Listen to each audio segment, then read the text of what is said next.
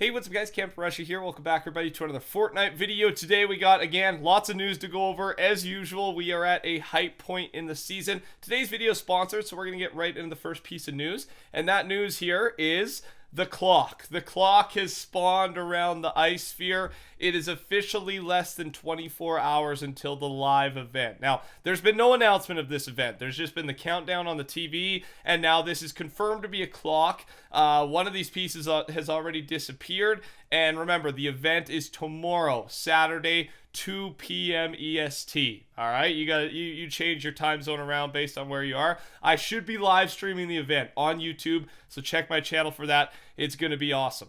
Okay, we got lots to go over, but first, a quick 1-minute ad from our sponsor. Sellout Rush is back. Here we go. Our sponsor today is a mobile game called Creative Destruction. This is a battle royale game, so in it, obviously, there's a variety of items. You can do some farming, you can place your builds. We know how a battle royale game works, so let's talk about the event they're hosting, and it's called Gold Rush Arena. So how it works, it's a 3-week challenge event where players will be asked to enter the game to kill as many West Wind warriors as possible. The winning criteria for this limited time event will be the total number of map pieces that you collect, so basically the number of these warriors that you end up killing during the event. Some of the prizes that you can win from doing well in this event is an iPhone XR and Amazon gift card. So pretty cool in that regard. I will be the first Gold Rush Arena winner, champion, whatever you want to call it. So I challenge you to come onto this game and challenge me, see if you can take me down. And lastly, random question. How many of these map pieces do you think I've collected so far? Let me know in the comment section down below. Thanks to Creative Destruction for sponsoring the video. Back to the news. Next piece of news here is building on the ice event a little bit, and that is the map being covered in snow. This was,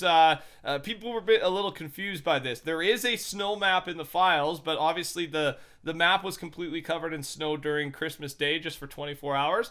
But I just want to confirm, I'm showing you this map now. This is in the files, and if you look at square I-7, near Paradise Palms, the new map update that came with 7.2 introduced an ice cream shop there, right, in place of a diner, and that is here in this map. So that means there will be a snow map while this ice cream, this new location is present, and that is in the future. All right, so I just wanted to confirm that is not, this snow map does not represent the map that the snow-covered map that happened during Christmas Day for 24 hours. And there it is. Okay, just wanted to let you know on that.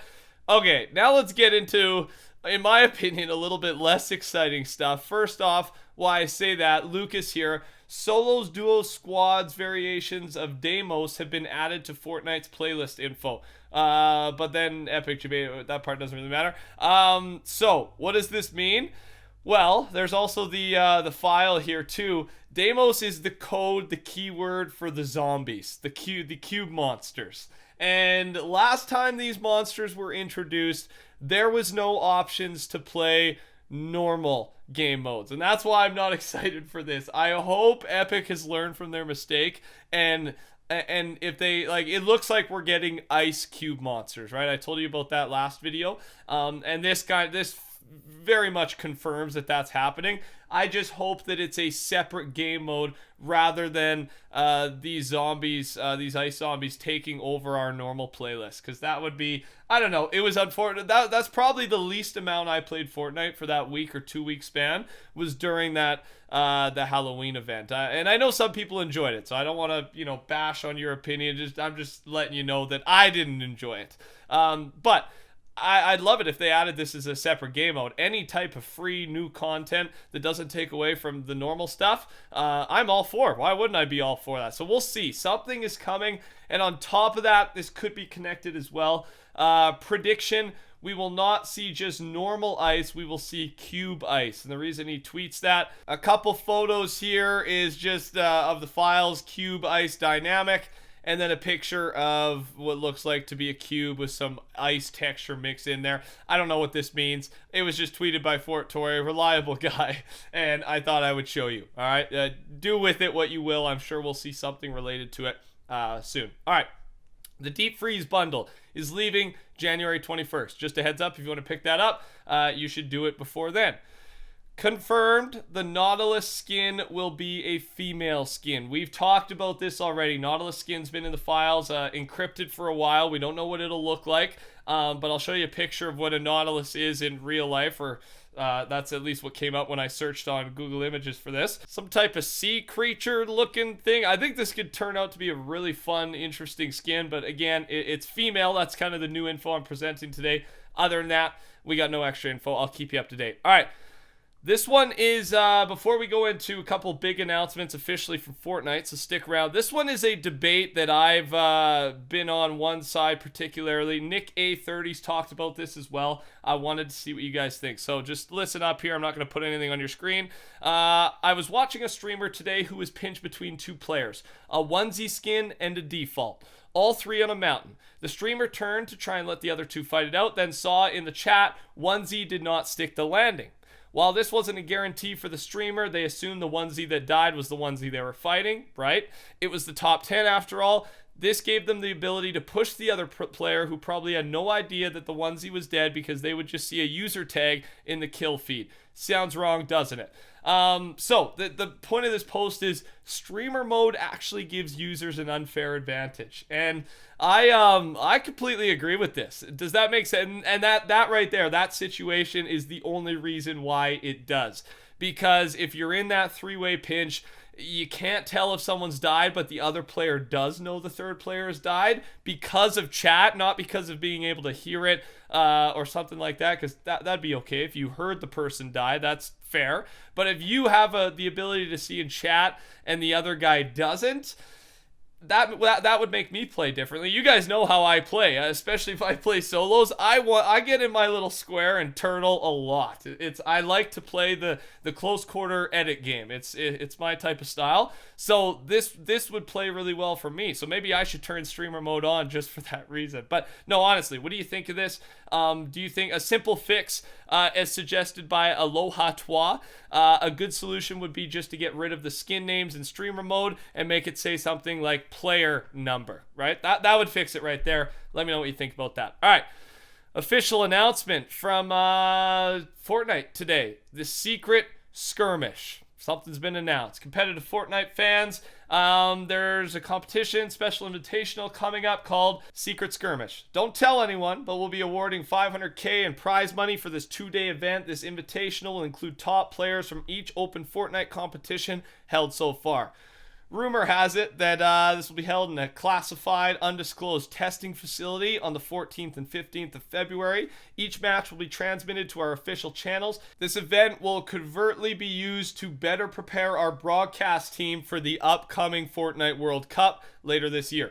We're incredibly excited to share more details soon on how you can participate in the World Cup. So, kind of a big deal. Kind of a cool thing. There's going to be some fun Fortnite for all of us to watch very soon. This is not the big event. We've already discussed the Fortnite World Cup. Probably a month ago it was announced, I think. It's going to be an open competition, so everyone can try and qualify. And man, am I excited. Like, I hope it's duos, man. I know I would never qualify, but just to see how I could play, I don't know, I think everyone, right? See how you stack up against the average player, the average higher skilled player. I'm just excited. And then to watch that, the prize money is going to be insane. So, you know, people are going to be training and everyone's going to be playing their best Fortnite, and that's always fun to watch. On top of that, this kind of links well with that post before we go into the last post of today.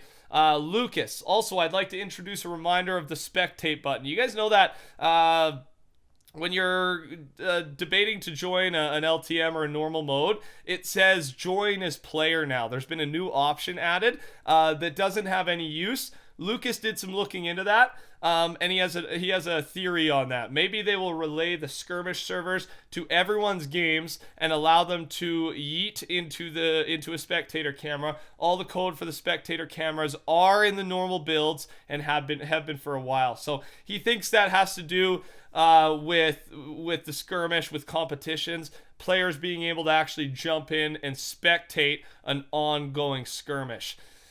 Could be possible. I feel like that would have huge strain on the servers, but again, I am not a huge tech guy. That's just my first inclination on that. Well, let me know what you think. But that's there's been nothing proven, right? That weird join as player button is there, and no one really knows what it means.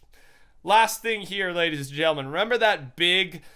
I went over on this channel. We always go over all changes, right? I stay up late. Right when the update drops, I talk about all the changes for that new update, and 7.2 was a big one.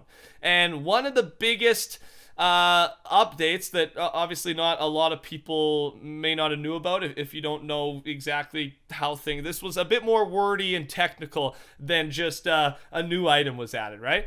And that is this. Editing a structure will now begin without waiting for a response from the server. This should cut down on ghost shots before editing and make it a smoother experience, but confirming the edit will still require sending data to the server and be impacted by high ping or poor server performance. So I explained this in my video if you want to go in detail of what that means. It's a very big, good change. It basically gets rid of edit delay.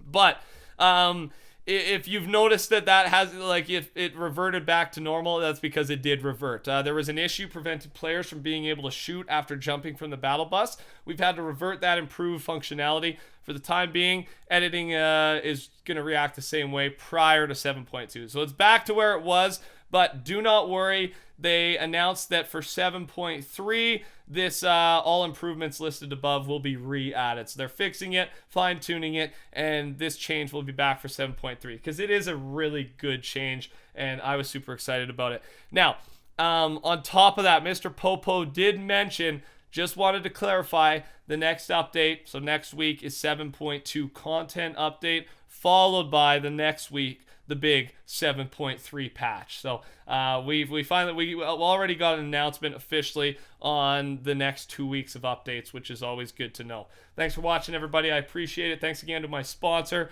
and thanks for listening to me talk about the sponsor. It's cool, man. Touch that like button, subscribe to the channel if you're new around here. TheCampingRusher, code in shop. I'd appreciate it. Take care. Talk soon. Goodbye.